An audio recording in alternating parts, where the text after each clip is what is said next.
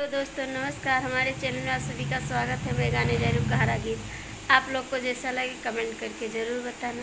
हमारे चैनल को लाइक सब्सक्राइब जरूर करना दोस्तों। तोरी मैया बोलई बिख बोलिया हो राजा हमसे ना सहाई।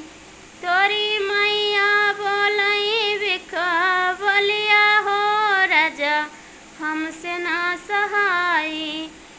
जाओ घर होते हमरा बीरनवा, जाओ घर होते हमरा बीरनवा, बीरना बुलाए चली जाती हो राजा हमसे ना सहाय। बीरना बुलाए चली जाती हो राजा हमसे ना सहाय। तोरी मैया बोलई बिका बोलिया हो राजा हमसे ना सहाय।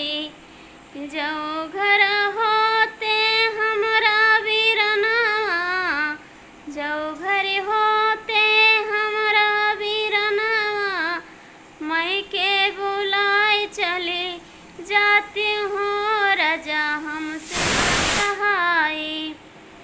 तोरी मैया बोलई बिख बोलिया हो राजा हमसे ना सहाय। जाओ मोरे